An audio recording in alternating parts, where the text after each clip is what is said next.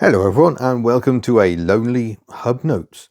It's a few days in since Miss HubNut went back to work. So I thought I'd talk a bit more about why that's happened. We've mentioned it a bit in our weekly update video that has just come out on the main HubNut channel. And also discuss what it feels like, because it's very odd. So the bit of background, Miss HubNut has returned to working for one of her former employees, although she's gone in at a much higher level because she's awesome. It's hospitality, so it is full on. I think in her first 2 days she clocked up 22 hours. So she's working hard. I mean, to be honest, she doesn't really know any other way of working.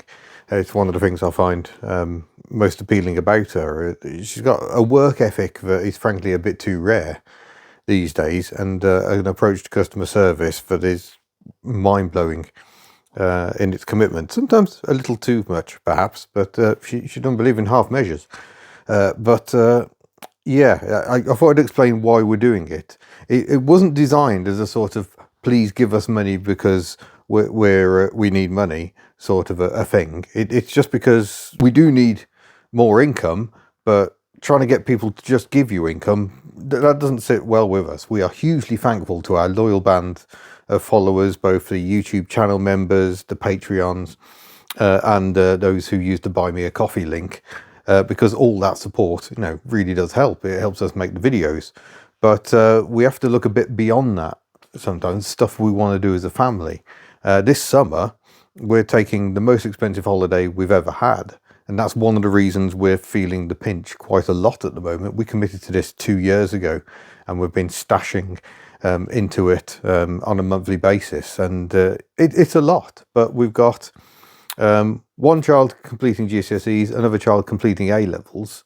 I mean, if that's not a reason to celebrate, I don't know what is. We will never be in that position again where the two of them are at the ends of their academic streams, and we wanted to do something really special, and we are. So in July, we're taking 2 weeks out, which is kind of unheard of. Imagine how thrilled the new employer was to discover we've already got a big holiday in the summer season. And then there's Rustival, so that's also fun. That's the weekend after the bank holiday weekend, at least, because that'll be super busy. But it's just because we've got university looming for two, one of them this year, and we also need to think about our future. And the truth is, the channel, the income, it hasn't stagnated, but it isn't rising at a fast enough rate for us to get where we want to be personally. So we thought, let's take action, because the cost of everything has gone up. So the income rise is slight, but the cost of everything is getting more expensive. So we could see at some point this was going to come crashing down into just a completely unfeasible position. So better to sort out before you get in a mess than when you're already there. And that is very much what it is. The stuff we want to do personally, but it's nothing to do with the channel, which is why it doesn't feel appropriate to go, please give us money. We need to make the channel work better, which is why we're going to be looking at doing sponsorships. Everyone else is doing them. We can't ignore that fact. It's an important part of a lot of channels' income to enable them to do the content that people actually want to watch. And we've also got too many projects that need to get done. And we need to think about where we want to be. Two kids going to university in the coming years, where does that leave us? So there's a lot to think about. We kind of need more income to get there. The channel is just about capable of supporting two people, but it's a bit only just. So that's why we made the decision. But what does it actually feel like? It is very, very strange, especially as the two roles, Miss HubNut's role that she's doing now and my role doing HubNut, are so very, very different. I mean, hospitality, you are flat out from when you sort of swipe it. I don't know if you're swiping, probably don't, it's all digital these days. But from when you swipe in to when you finally get released to go home, it is intense, hugely intense. And I just want to take a moment to say that in this country, we do not appreciate hospitality enough. We're in a bit of a decline where people are being really quite unpleasant to people in hospitality. People in this country look down on hospitality and think it's a non-job. If it's a non-job, why are you there being fed? Hey? Whereas you go to Europe and hospitality is a career. You can literally have a career waiting tables and you'll be quite well looked after in your industry. And people will get very, very good at it because they're doing it as a career. In this country, it's that awful job you do between uni and a proper job, or between school and a proper job. And so we think everyone who does it is rubbish. So we look down on them. And therefore, the people who do it don't feel very good either, because they're getting such a hard time and being paid so little to do it. So, yeah, there's a lot wrong with hospitality in this country. We need to look at other countries and how they do it and really understand that it's a valuable job. I mean, all jobs are valuable. The person who cleans the toilet, that's a valuable job. If that didn't happen, it'd be awful. Look at binmen in Birmingham. They're discovering what it's like to not have binmen because they're all on strike at the moment. I'm not going to get into whether there's a side to follow in all that, but it's what's happening. The entire city of Birmingham is an utter mess. Everyone who does something has value and brings something to it. And I think if there's anything in society that's upsetting, is the fact that we're letting the wrong people tell us how we should live our lives. It's the really, really greedy rich people who seem to be dictating what we do at the moment. And you're just like, and that just keeps benefiting you? Yeah. Anyway, I may have transgressed slightly. But yeah, what it feels like is really, really odd. Because obviously I went and did the New Zealand trip. I'd met Miss HubNut a few months before doing that trip. That wasn't the plan. Don't start along a new relationship and then disappear to the other side of the world for 5 months, but it's what happened. Came back, lockdown, forced together. So I was just sort of bolted rapidly into Miss HubNut and Hublit's life, and thanks to them for being quite so welcoming. And then we were into lockdown. So although Miss HubNut had a job, she wasn't doing very much of that job because of lockdown. So, you know, that's what forged our little family bubble, lovely as it is. And when lockdown finally eased and she went back to work, it wasn't that long before we were just like, why don't you work for me? Because I've got all this merch to do. I could do the hand working on the cars. And she's become absolutely superb on camera. So, yeah, it just made sense at the time. So we've had an incredibly intense period of, we had an intense period of not being together for 5 months. And then we've pretty much lived in each other's pocket since, March 2020, when I came back to the UK. And to have her not here is a bit disabling. Made more so because the Hublets are away for Easter as well. So it's just me and the dog. And he's asleep over there, being really boring. And I'm kind of left to my own devices and feeling a bit like, it's quite weird, to be honest. We spend so much time together. No better time for a test for a relationship than that. But yeah, we are with each other almost every minute of every day, apart from when I go off on my little trips. And now that's not happening. It feels very, very debilitating, to be honest. We're going to get back to it at some point. This is not a long-term thing where that's it. Miss HubNut is no longer involved in the channel. We want to get her channel back up and running and have her back in the HubNut empire. But it's going to have to wait a bit down the road.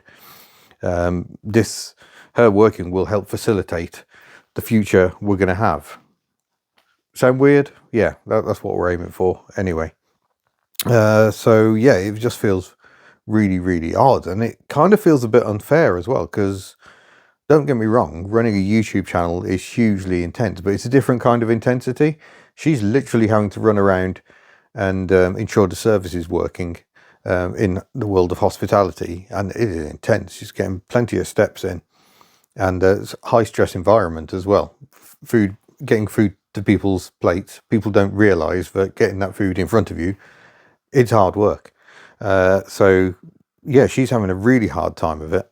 And it kind of feels a bit imbalanced because I'm just kind of sat here on the sofa. I've been up the unit this morning, did a little bit of work, but it's mostly waiting for paint to dry. I can't do anything else. The weather was absolutely rancid this morning, so I didn't want to get all the cars out to give me more space to work on other things. That is the downside of the unit. I could ideally do with a place to work on the car, and then a place to store the cars, but that's not the setup we've got at the moment. Yeah, I've done that. I've come home, I've packed some merchandise because that needs doing, although we're winding down the old merchandise business, so it's not as busy as it used to be. I've put some new merch on the new merch site, the Fourth Wall site, so that is not handled by us at all. It's literally, you go on that website, you pick your bit of merch, and depending where you are in the world, it'll probably get printed somewhere near you. I think Latvia is where a lot of the European stuff is being produced. So we've got around all the Brexit nonsense, which has really, really hampered our sales. We had to stop selling to the EU. Even Ireland, Northern Ireland was becoming problematic. The solution has been to use Fourth Wall, and for Europe, they seem to get the stuff made in Latvia and send it from there. It's not having to go out of the EU, other than in financial terms, and that seems to work. If you're in America, they will print the stuff in America and ship it to you from America, so it should be quicker. And again, reduces the risk, especially as America is somewhat turbulent, mild understatement, at the moment. Generally our stuff was low value, so it wasn't going to get hit by tariffs or any of that sort of thing, but you don't know the way that's going. So it makes much more sense to have the stuff printed in America and sent to Americans in America. I don't know what's happening with Canada or any of that. Yeah, it's interesting times.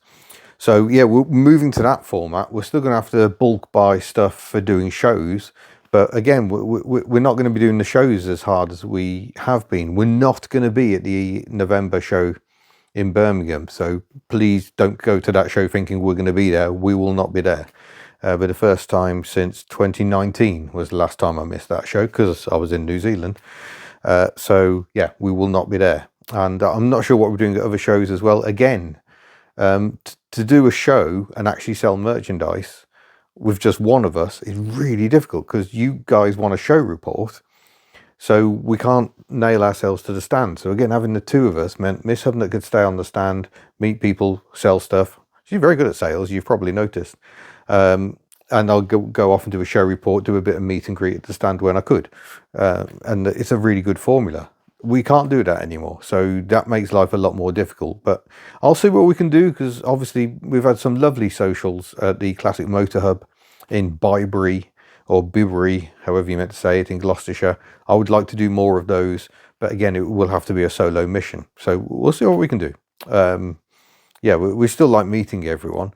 And if we can sell some merchandise, it helps cover the costs of us getting all the way there. It's a 4-hour trip, so it's an 8-hour round trip to go and do HubNut Social. But we love doing them, and we will get some more booked.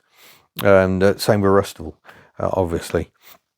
But yeah, that's kind of where we are. It's just a strange old time. I find myself sat here, yeah, pondering stuff. But it's a weird job, because my job is less intense in some ways, unless you're at a show or actually filming some car content.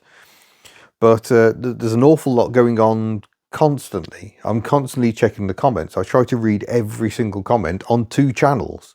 That's quite a lot of work in itself. And is it essential?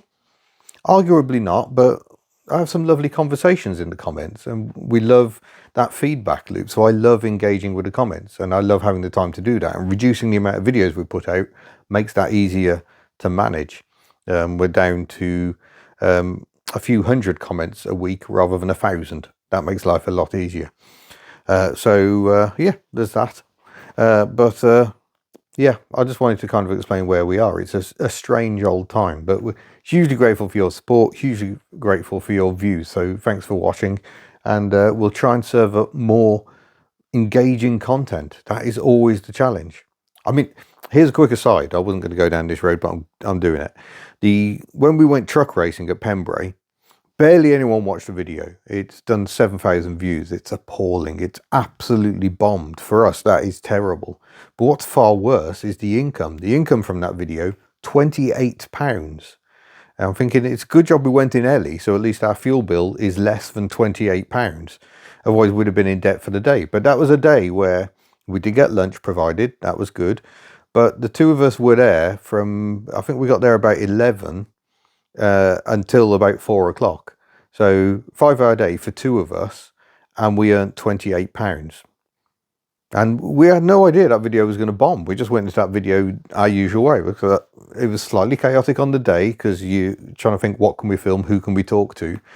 But yeah, it's absolutely bombed. And that's the risk, that you can put so much into one video and it absolutely fail terribly. And it's the same with the weekly tinkering videos. They're great. They've been very well received.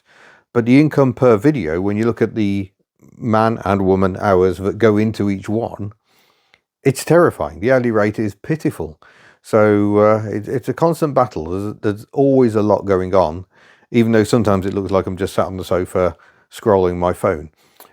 So, I mean, Facebook is another one. Facebook, annoyingly, is an income stream, so I've got to pay attention to Facebook. I don't have to death scroll quite as much as I do, but it's very important, both for getting information out there, and it's actually a source of income. When we put little videos and pictures and people engage with it, Facebook pays us. So it's the start of us breaking away from just YouTube income. Well, I've got YouTube and the merch, I suppose. But yeah, doesn't feel like a great time to have all your eggs in one basket. But hopefully that's helpful. It's just some random waffle. Hopefully Miss HubNut is having an earlier finish today, and we can actually have an evening together. That'll be pleasant. But yeah, she's working very hard, and I'm looking forward to the day where she will work hard for me again. So thank you for watching, and we'll see you again. Bye.